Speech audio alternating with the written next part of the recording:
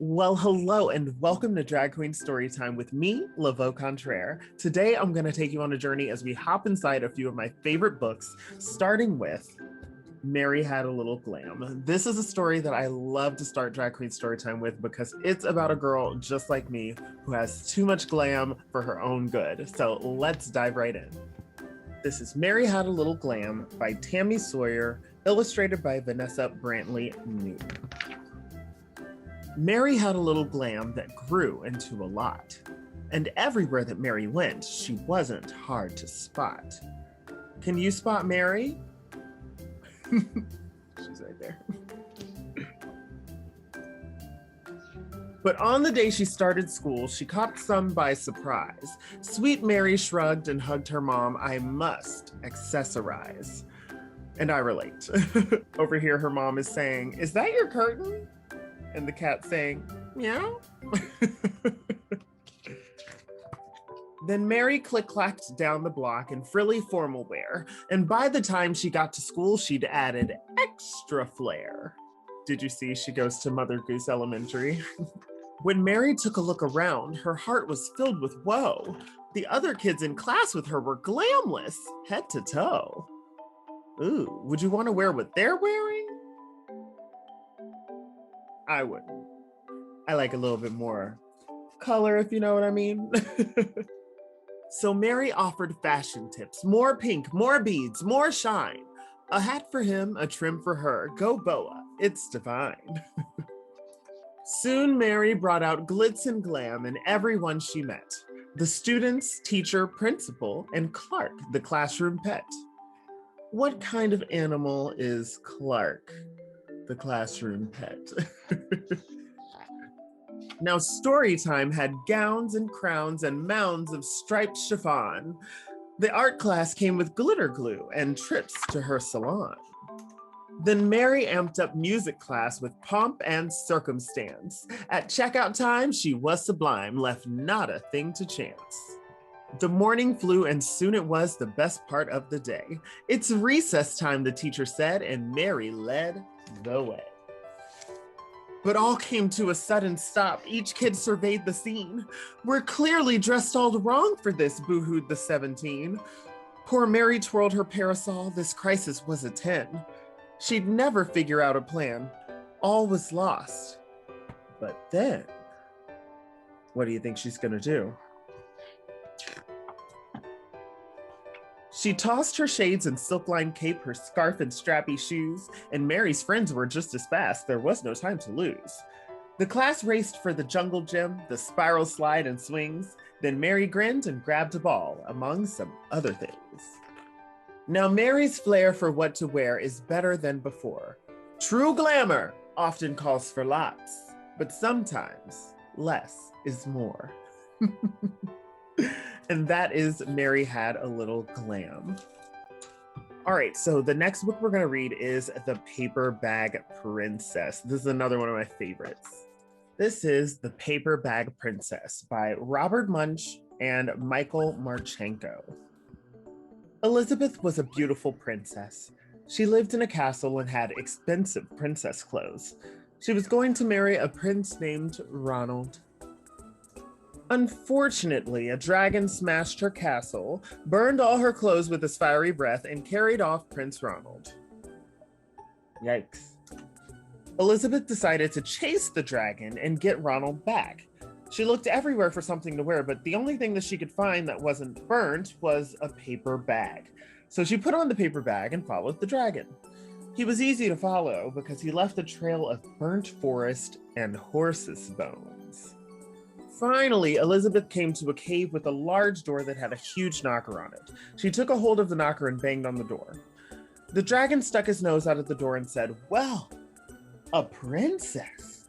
I love to eat princesses, but I have already eaten a whole castle today. I am a very busy dragon. Come back tomorrow." He slammed the door so fast that Elizabeth almost got her nose caught. So rude. Elizabeth grabbed the knocker and banged on the door again. The dragon stuck his nose out of the door and said, "Go away. I love to eat princesses, but I've already eaten a whole castle today. I am a very busy dragon. Come back tomorrow." Wait, shouted Elizabeth. Is it true that you are the smartest and fiercest dragon in the whole world? Yes, said the dragon. Is it true, said Elizabeth, that you can burn up 10 forests with your fiery breath? Oh, yes, said the dragon.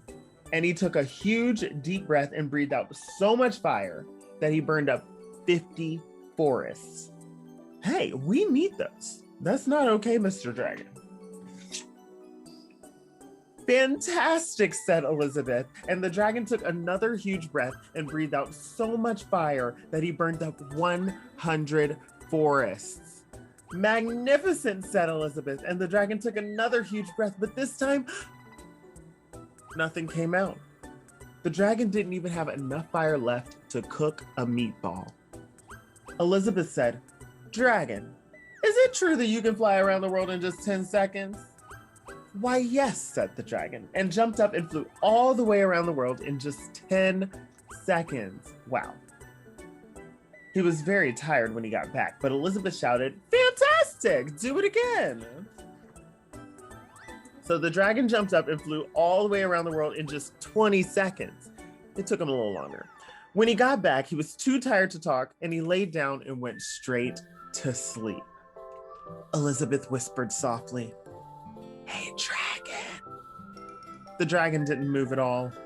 She lifted up the dragon's ear and put her head right inside. She shouted as loud as she could, Hey, dragon! The dragon was so tired that he didn't even move.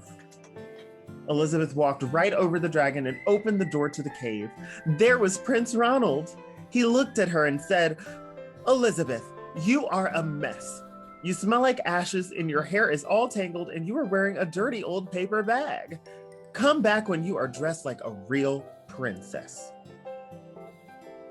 Can you believe that? Oh my goodness. Ronald, said Elizabeth, your clothes are really pretty and your hair is very neat. You look like a real prince, but you were a bum. They didn't get married after all. The end. And that was The Paper Bag Princess. All right, the next story we're gonna read is called Auntie Uncle Drag Queen Hero. And I believe the drag queens are superheroes. We got secret identities, it's a whole deal. There's capes. Some of us can fly. I don't make the rules, but this story is great and you're gonna love it. So let me pull it up and let's dive right in. All right, this is Auntie Uncle Drag Queen Hero, written by Ellie Royce, illustrated by Hannah Chambers. Let's dive in. I love my Uncle Leo. He is good at math and he checks my numbers. He works in the city, checking other people's numbers. I love my Auntie Lotta. She sings and dances with me. On weekends, she sings and dances with her drag queen friends, like me. Sometimes Auntie Lotta is Uncle Leo, and sometimes Uncle Leo is Auntie Lotta. It's fun to have an auntie and uncle who are the same person. One weekend, we went to see Auntie Lotta and her friends sing and dance in the big parade. Look how cute they were. While we were watching them, something happened. Nobody saw it except Auntie Lotta.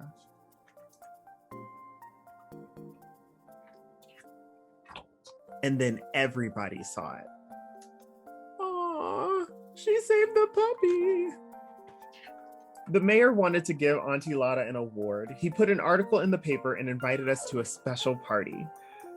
Oh dear, said Uncle Leo. Who will accept the award? Leo or Lotta?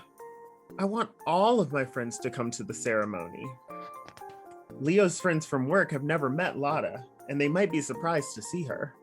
But Lotta saved the puppy, and her friends are so excited for her. She just has to be there. But Lotta saved the puppy, and her friends are so excited for her. She just has to be there. I thought it over. Why can't you both accept the award? I said. I've never been both of me at the same time before, said Uncle Leo. That would call for a super fierce look. I'll help, I said. So we tried different outfits that were a little bit Leo and a lot Lotta. and a little bit Lotta, and a lot Leo, and a little bit of both. At last, the mix was just right. "What do I call you now?" I asked. "How about Auntie Uncle? Ladies first and all that," said Auntie Uncle. City Hall was full of people. "Look, there are Leo's friends from work," I whispered. "And there's Lotta's friends." "Oh dear," said Auntie Uncle. "Oh dear." I put my hand into Auntie Uncle's and squeezed it tight. "For saving the lives of many innocent bystanders at the risk of their own, we award this medal to Leo Lotta Bigheart," said the mayor. City Hall was very, very quiet and very, very still.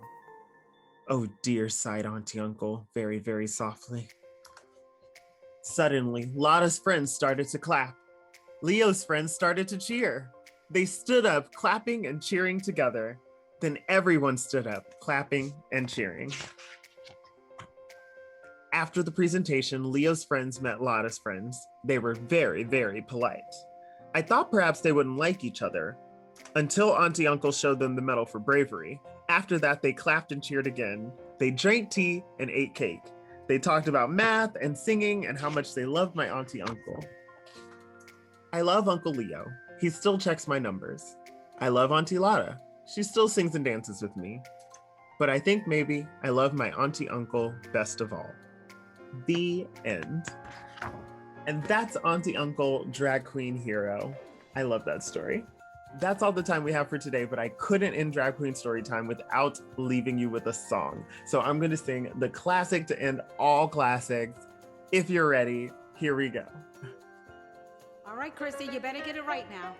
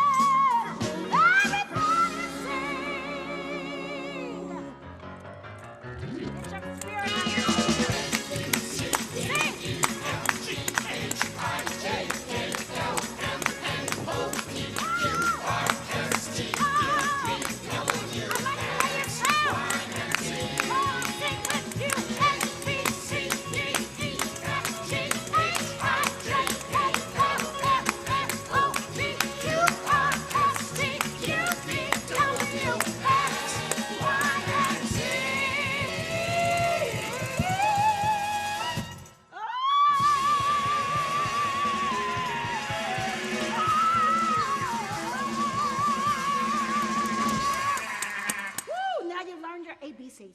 Oh, yeah!